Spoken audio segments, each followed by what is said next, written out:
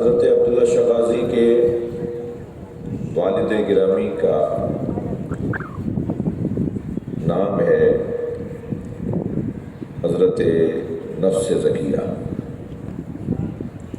اور آپ کے دادا کا نام ہے عبداللہ محض، اور آپ کے پردادا کا نام ہے حسن مصنع، اور آپ کے والد کے دادا کا نام ہے حسن مجتبیٰ۔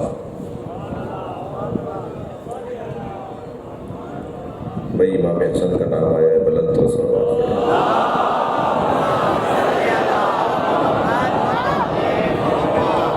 یعنی سن 98 ہجری میں حضرت عبداللہ شغازی کی آمد ہوئی ہے دنیا میں، اور 152 ہجری میں شہادت ہوئی ہے ٹھٹھا میں، اور پھر چاہنے والوں نے ظالموں سے لاشے کی حفاظت کی غرض سے سمندر میں ایک چھوٹے سے جزیرے پہ لا کر حضرت کا لاشا اسی جگہ پر سپرد خاک کیا۔ یہ سارا پانی پانی تھا، یہ سارا سمندر تھا، یہ سمندر میں مزار تھا۔ سن 60 ہجری تک سمندر میں مزار تھا۔ یہ سن 1960 کی بات کروں، 60 ہجری نہیں، 1960 کی، 1960 تک۔ تبھی جہانگیر پارک کا جلوس اور نشتر پارک کا جلوس ایرانیان جا کر ختم اس لیے ہوتا ہے کہ اس وقت یہاں پانی تھا، سمندر تھا۔ اگر یہاں خشکی ہوتی آج کی طرح ہوتا تو سارے شہر کو پرسہ دینے کے لیے انہی کے مزار پہ آنا تھا، اس لیے کہ کراچی والوں کو یہ سعادت نصیب ہے، سندھ والوں کو یہ سعادت نصیب ہے کہ اہل بیت کے قریب ترین اگر کوئی شہزادے، اہل بیت کے قریب ترین اگر کوئی نمائندے ہماری دھرتی پر آرام کر رہے ہیں تو وہ حضرت عبداللہ شغازی ہے۔ حضرت عبداللہ شغازی امام جعفر صادق علیہ السلام کے زمانے میں،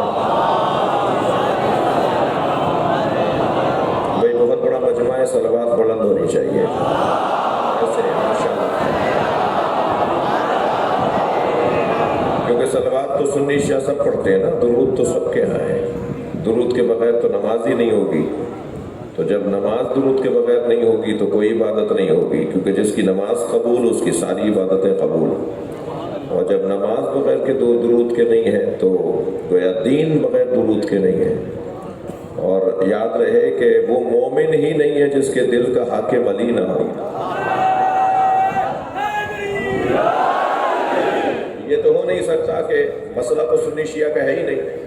میں تو ویسے ہی بہت زیادہ اس بات کا اظہار اکثر کرتا رہتا ہوں کہ عزاداری شیعوں کی ملکیت نہیں ہے، شیعہ امام حسین کی عزاداری کے مالک نہیں ہے، نوکر ہے، اور نوکروں کو اپنی اوقات میں رہنا چاہیے، مالک کے مہمانوں کا خیال کرنا چاہیے۔ تو ہم سب آئے ہیں حضرت کو آج ان کے جد یعنی امام حسین کی دختر محترمہ حضرت فاطمہ کبریٰ، حضرت فاطمہ کبریٰ امام حسین کی دختر، امام حسین کی بیٹی، شہزادی مولا حسین کی شہزادی حضرت فاطمہ کبریٰ، اور امام حسن کے بیٹے حضرت حسن مصنع۔ ننیحال کے اعتبار سے حضرت عبداللہ شغازی کے نانا حسین ہیں اور دادا حسن ہے جی۔ امام حسین کی بیٹی کے پوتے ہیں اور امام حسن کے بیٹے کے پوتے ہیں۔ سلوات پڑھے ذرا محمد وال۔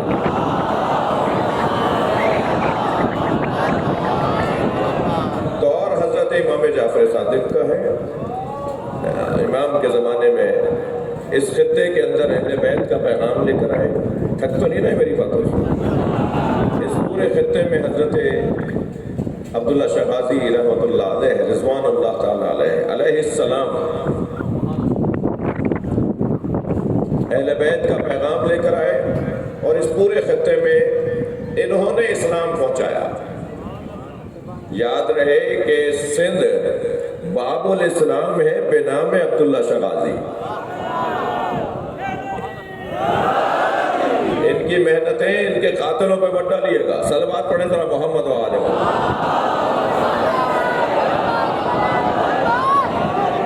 ایک اور بلند صلوات پڑھ لیں.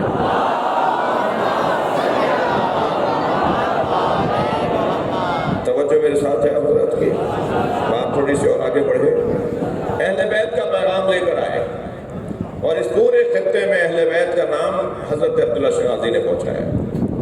اور اہل بیت کے پیغام کا مطلب رسالت کا پیغام ہے اور اہل بیت کے پیغام کا مطلب اللہ کا پیغام ہے. اس لیے کہ قرآن جس گھر میں اترا وہ اہل بیت کا گھرانہ ہے. یاد رہے ہر روڈ پر ہر سواری نہیں چلتی, ہر رن وے پہ جہاز نہیں اترتا, ہر گھر میں فرشتہ نہیں اترتا. جس گھر میں فرشتہ اترتا ہے وہ اہل بیت کا گھرانہ ہے, وہ سرکار کا گھرانہ ہے, وہ نبی مکرم کا گھرانہ ہے.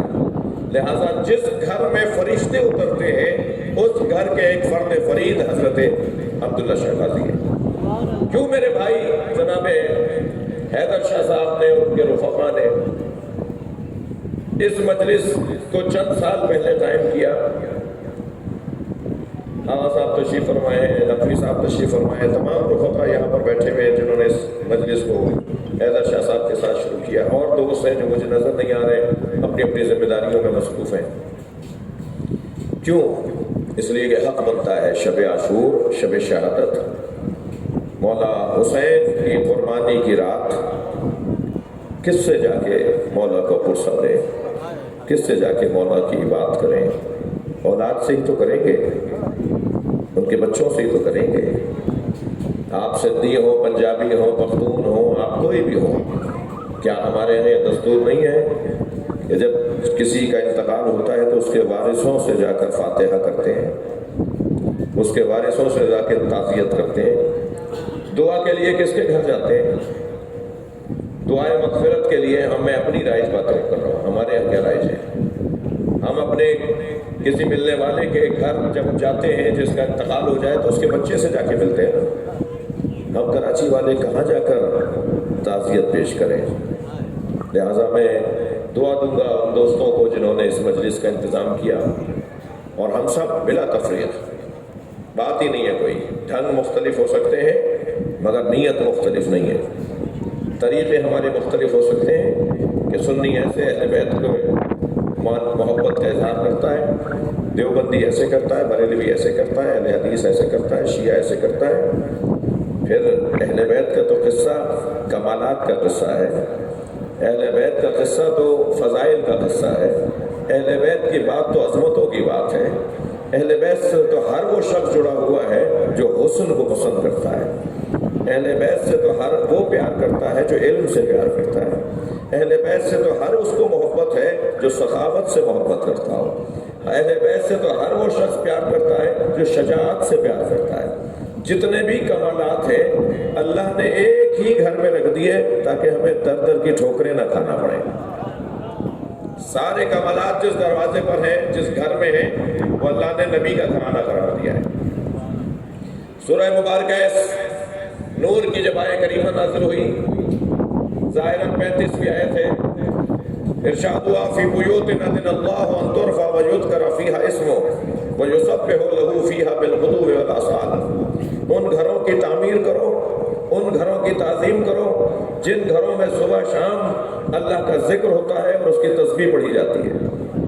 اللہ نے گھروں کے بارے میں آیت نازل کی ہے. گھر اور ہیں, مسجدیں اور ہیں. مسجد سے متعلق بھی قرآن میں آیات موجود ہیں.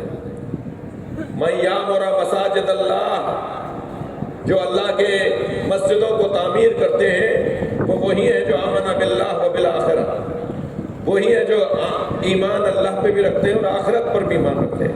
مسجدوں سے متعلق آیتیں اور ہیں. یہ آیت جو میں آپ کے سامنے پڑھ رہا ہوں یہ گھروں سے متعلق ہے.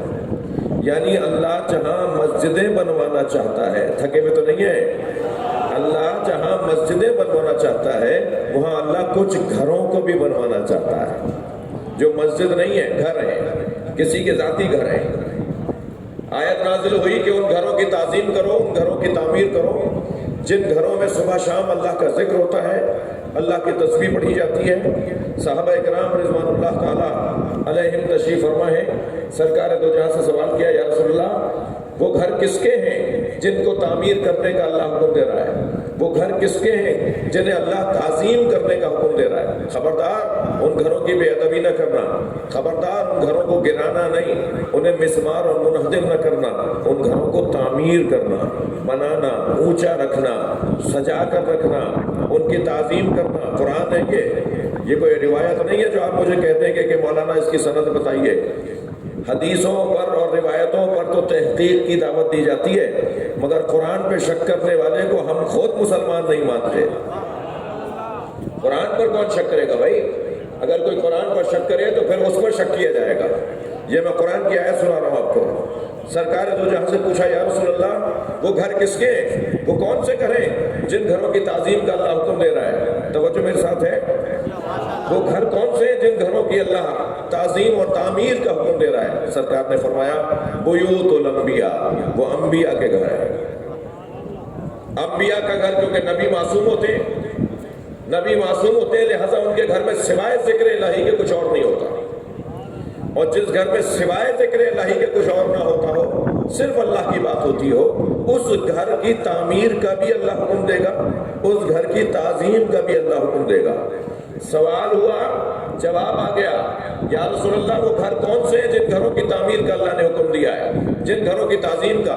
سرکار نے فرمایا بیوت الانبیاء، وہ انبیاء کے گھر ہیں۔ بات پوری تھی نا؟ ایسا ہی ہے، جواب آ گیا نا؟ لیکن ایک مرتبہ حضرت ابو بکر کی آواز آئی، یا رسول اللہ ہذا المکان منہا، اشارہ کیا مولا علی اور جناب زہرا کے گھر کی طرف، یا رسول اللہ یہ والا گھر ان میں سے ہے؟ بھائی سرکار سے پوچھا گیا کون سے گھر؟ حضرت نے فرمایا انبیاء کے گھر۔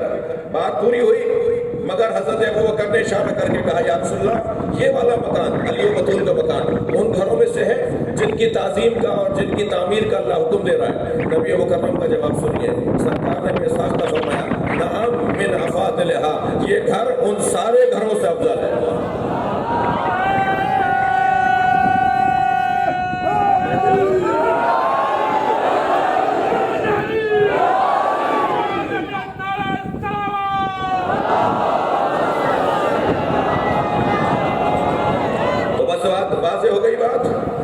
قرآن کی آیت کی روشنی میں اہل بیت کے گھر کی تعمیر کرنی ہے، قرآن کی آیت کی روشنی میں اہل بیت کے گھروں کی تعظیم کرنی ہے۔ کربلا میں جلانے نہیں ہے، مدینہ منورہ میں دروازہ گرانا نہیں ہے، جی احترام کرنا ہے، تعظیم کرنی ہے، ان گھروں کے آگے جھکنا ہے، ان دروازوں پہ جا کر بات کرنی ہے۔ اگر ابھی بھی تسلی نہ ہوئی ہو تو میں ایک اور آیت پڑھ دیتا ہوں۔ حضرت زکریا نے حضرت مریم کی کفالت اپنے ہاتھ میں لی۔ قرآن کہتا ہے وَكَفَّلَتْ زکریا، زکریا نے حضرت مریم کی کفالت کی۔ حضرت مریم کو پال رہے تھے، کفالت کر رہے تھے، سنبھال رہے تھے، ان کی خدمت میں تھے، کیونکہ وہ بھی بڑا نام تو یہ بھی بڑا نام۔ تو قرآن کہتا ہے کہ حضرت زکریا روزانہ جب گھر سے باہر جاتے تھے تو حضرت مریم کو بیت المقدس میں جو حجرہ بنا کر دیا تھا، اس حجرے کو باہر سے بند کر کے چلے جاتے تھے۔ بند کر کے اس لیے جاتے تھے کہ معاذ اللہ حضرت مریم کے بارے میں کوئی خیال نہیں تھا۔ جب ہم آج اپنی خواتین سے، اپنی بچیوں سے کہتے ہیں کہ فلاں جگہ مت جانا، فلاں یونیورسٹی، فلاں مارکیٹ، فلاں علاقہ، فلاں جگہ کا ماحول تمہارے لیے اچھا نہیں ہے، تو ہم اپنی بچیوں پہ شک نہیں کر رہے ہوتے، اس ماحول پر اعتبار نہیں ہوتا۔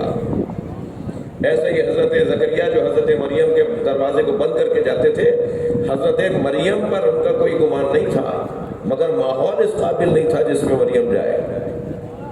قرآن کہتا ہے کہ جب حضرت زکریا تالا کھول کے دروازہ کھولتے تھے تو کلما دخل علیہا زکریا المحراب، جب زکریا علیہ السلام اس جگہ کو، اس حجرے کو قرآن نے محراب کہا ہے، حضرت مریم کے رہنے کی جگہ کو محراب کہا ہے قرآن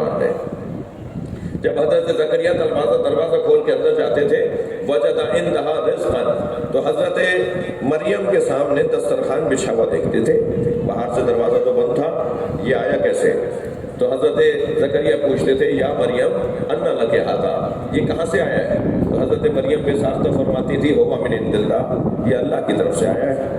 تو قرآن کہتا ہے کہ حضرت زکریا 2 قدم آگے آگے جہاں دسترخوان بچھا ہوا ہوتا تھا وہاں کھڑے ہو کے دعا کرتے تھے کہ یا اللہ مجھے بھی ایک ولد صالح عطا فرما، مجھے بھی اولاد عطا فرما، میری دعاؤں کو بھی قبول فرما۔ اس کا مطلب یہ ہے کہ انبیاء کے گھروں میں جا کر خود نبی دعا مانگتے ہیں، یعنی جہاں عبادتیں کی جاتی ہیں، جہاں ذکر الہی کیا جاتا ہے، وہاں جا کر دعا مانگنا یہ انبیاء کی سنت اور سیرت ہے قرآن کے مطابق۔ قرآن ہے یہ بھی آیت ہے، حدیث نہیں ہے، روایت نہیں ہے، تاریخ نہیں ہے۔ یعنی نبی ایسی جگہ پر جا کے دعائیں مانگتے ہیں کہ جہاں اللہ کا ذکر ہوتا ہے، جہاں اللہ کی تسبیح پڑھی جاتی ہے۔ اب وہاں قرآن کہہ رہا ہے کہ انبیاء کے گھروں میں اللہ کا ذکر ہوتا ہے، تسبیح ہوتی ہے۔ انبیاء کے گھروں سے افضل گھر مولا نبی نے فرما دیا کہ وہ پنجتن کا گھر ہے۔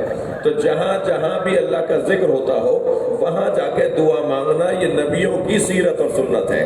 تو خبردار اب یہ مت کہنا کہ تم مکہ کیوں نہیں جا رہے، کربلا کیوں جا رہے ہو۔ کربلا اور مکے کا جھگڑا یہ مسلمان کے ذہن کا جھگڑا ہے، ورنہ کربلا آبروئے کعبہ کو کہا جاتا ہے، کربلا عزت کعبہ کو کہا جاتا ہے، کربلا جان کعبہ کو کہا جاتا ہے، کربلا اس کی زمین ہے جس نے کعبے کی عزت کو محفوظ رکھا ہے۔ صلوات پڑھ لیں محمد و آل محمد۔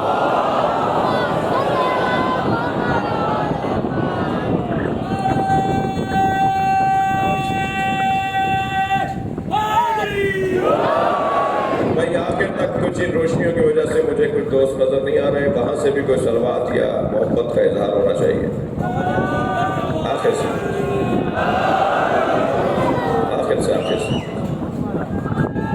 ایسے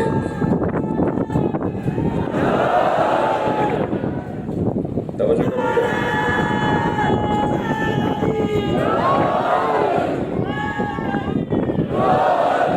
کر لیا آپ نے جی۔ وہ حسین جس نے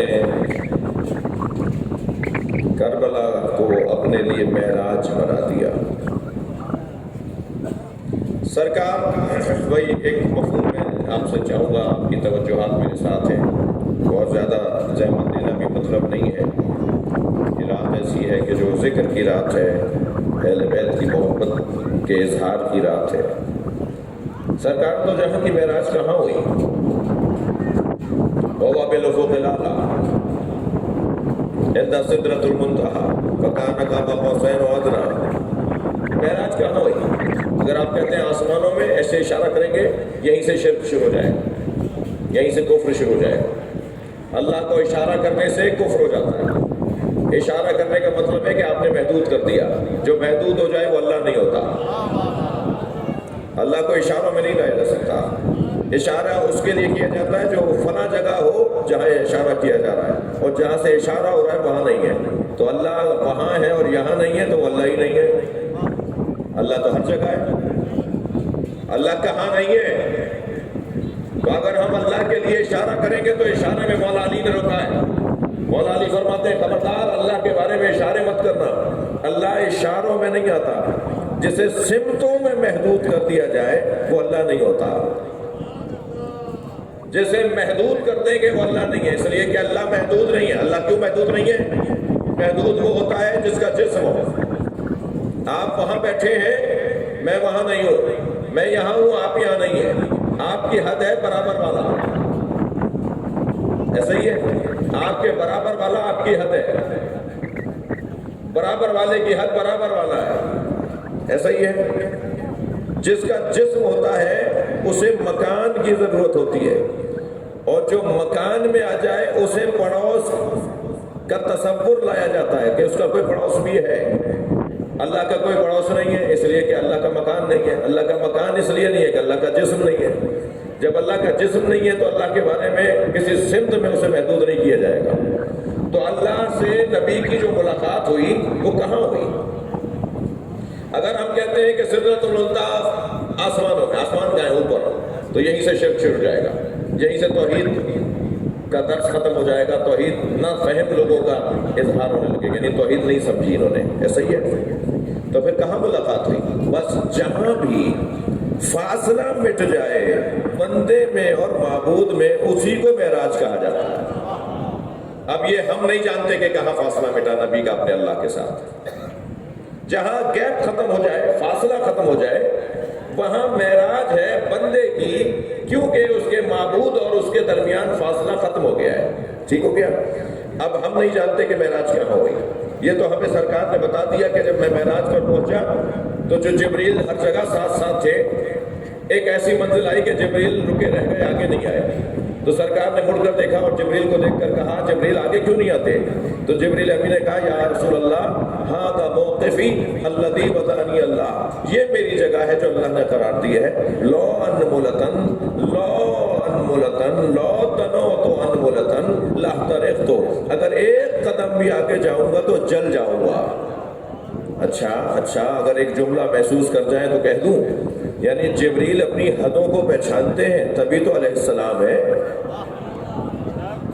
بس جو اپنی حدوں کو پہچان لے اس کا مقام بہت بلند ہو جاتا ہے۔ میں اپنے عزیزوں سے جو مخاطب ہوں جملہ ضرور کہہ دوں کہ عزیزوں، آپ کی میری ہم سب کی حدیں، آپ کی بھی حدیں میری بھی حدیں، بیٹھنے والی حد کی بات نہیں کر رہا، اب مثال بدل رہا ہوں۔ میری اندر جتنی صلاحیتیں ہیں اس کے مطابق میری ایک حد ہے، اس سے آگے جاؤں گا کسی اور کی حد میں ختم رکھوں گا، اور جب میں کسی اور کی حد میں ختم رکھوں گا تو فساد پھیلاؤں گا۔ مجھے اپنی حدوں کا پتہ ہونا چاہیے۔ اگر ہر مسلمان، ہر شخص اپنی اپنی حدوں کو سمجھ لے اور دوسرے کی حد میں قدم نہ رکھے تو یہ فساد سے بچنے کا بہترین نسخہ ہے۔ ہمیں اپنی اپنی حدوں میں رہنا چاہیے۔ ہم سب کی حدیں ہیں، اللہ کی حد نہیں ہے، اور نبی کی حد کا ہمیں پتہ نہیں ہے۔ توجہ ہے؟ حد صرف اللہ ہے کہ جس کی حد نہیں ہے۔ ولا حد ولا ضد ولا ند، مولا علی کے جملے ہیں۔ اللہ کے لیے کوئی حد نہیں ہے، اللہ کا کوئی ضد نہیں ہے، اللہ کا کوئی ضد ہی نہیں ہے۔ لہذا امام صادق سے جب پوچھا گیا، حضرت عبداللہ شاہ غازی نے انہوں نے ان کو نمائندہ بنا کے بھیجا تھا۔ جب حضرت سے پوچھا گیا کہ مولا اللہ کے بارے میں ہمیں، تو حضرت نے اللہ کے بارے میں معرفت عطا فرمائی، تو سوال فرمایا مولا نے اپنے ایک چاہنے والے صحابی سے کہ اللہ اکبر کا کیا مطلب ہے؟ اللہ اکبر اس کا کیا مطلب ہے؟ تو اس نے کہا کہ مولا لوگ کہتے ہیں اللہ اکبر من کل شیء، اللہ اکبر کا مطلب یہ ہے کہ اللہ ہر شے سے بڑا ہے۔ مولا صادق نے فرمایا معاذ اللہ، اس کا مطلب ہے کہ شے کو تم نے اللہ کے مقابل حیثیت دے دی جو مقایسہ کر لیا۔ یہ اشیاء بھی ہیں اور اللہ بھی ہے، ان ساری اشیاء سے اللہ بڑا ہے، تو آپ نے اشیاء کو اللہ کے ساتھ مقایسہ کر لیا۔ اللہ کے ساتھ تو کسی کا مقایسہ ہی نہیں ہوگا، کوئی ضد ہی نہیں ہے اس کی۔ تو اس نے کہا مولا ہم تو یہی سمجھتے ہیں اللہ اکبر کا مطلب ہے اللہ اکبر من کل شیء، اللہ ہر شے سے بڑا ہے۔ حضرت نے فرمایا اشیاء کو اللہ کے ساتھ مقایسہ نہیں کرو، بلکہ مطلب اللہ اکبر کا یہ ہے۔ اب امام کیا بتا رہے ہیں؟ حضرت عبداللہ شاہ غازی کو جنہوں نے بھیجا تھا، امام صادق نے انہیں نمائندہ بنا کے بھیجا تھا۔ پھر جب یہاں کے راجہ نے حضرت کو خط لکھا کہ یہاں ایک آپ کے خاندان کے فرد آئے ہیں اور وہ آپ کے پیغامات یہاں پہنچاتے ہیں، وہ آپ کی تعلیمات ہمیں بتاتے ہیں، تو کیا وہ آپ کی طرف سے آئے ہیں؟ تو امام نے فرمایا وہ ہماری جانب سے ہمارے نمائندے بن کر آئے، اگر کوئی ان پر اعتبار کرے گا تو سمجھو جعفر صادق پر اعتبار کیا ہے۔ ان کا یہ بہت بڑا اعزاز ہے حضرت عبداللہ شاہ غازی کا۔ کیا ہوا؟ مولا نے فرمایا کیا کہتے ہیں لوگ؟ اللہ اکبر من کل شیء۔ حضرت نے فرمایا معاذ اللہ۔ کہ مولا پھر اللہ اکبر کا کیا مطلب ہے؟ تو حضرت نے فرمایا اللہ اکبر من ان یوصف، اللہ ہر اس چیز سے بڑا ہے جو اس کے بارے میں کہی جائے۔ صلوات پڑھ لیں محمد و آلہ۔ بھائی میری کچھ ذمہ داریاں بنتی ہیں، میں جہاں مجلس پڑھ رہا ہوں اور جن میں مجلس پڑھ رہا ہوں تو کسی اور سے زیادہ میں خود سمجھتا ہوں کہ مجھے کیا پڑھنا ہے۔ ایک اور بلند صلوات پڑھ لیں۔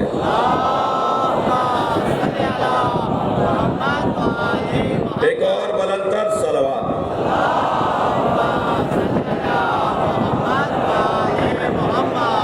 بات آگے بڑھے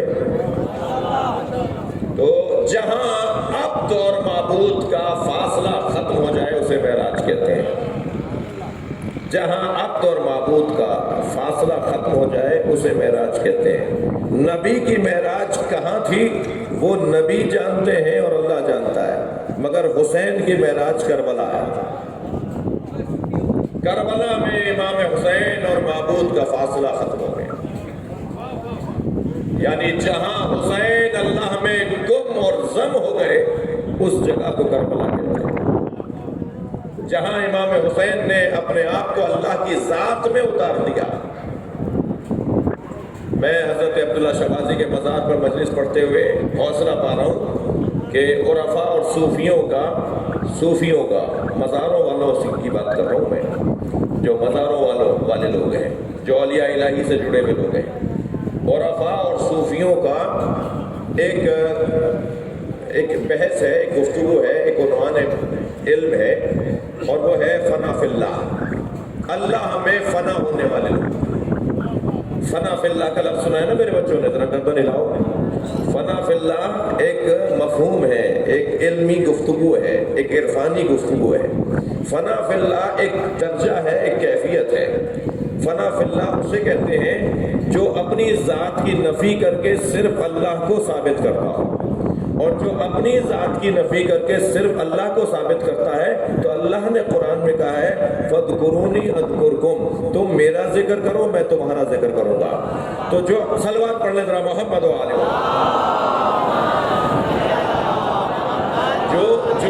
جو اللہ کا ذکر اتنا کرتا ہے کہ وہ خود اللہ کا ذکر بن جاتا ہے، یعنی وہ صرف زبان سے اللہ کا ذکر نہیں کرتا۔ ہم تو نماز پڑھتے میں ہمیں پریشانی ہے، نماز پڑھتے میں ہمیں مشکل ہو رہی ہوتی ہے، نماز ہی نہیں پڑھی جا رہی ہوتی۔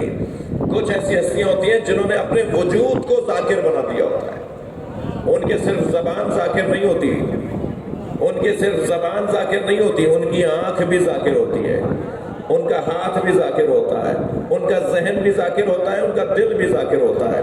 وہ خاموش بھی رہے تو سبحان اللہ کی آواز آتی ہے۔ حضرت عبداللہ ابن عمر، حضرت عمر کے بیٹے، وہ فرماتے ہیں کہ حسین ابن علی حج کے سفر پہ تھے، میں نے اپنے خادموں و غلاموں سے کہا کہ ہم بھی اسی وقت نکلیں گے جب حسین مدینہ چھوڑیں گے، اور ہم نے بھی اپنی سواریاں حسین ابن علی کی سواریوں کے ساتھ رکھی۔ کچھ فاصلے پر حسین ابن علی کی سواریاں جاتی تھیں، کچھ فاصلے پہ ہماری، جہاں وہ رکتے تھے ہم بھی رک جاتے تھے۔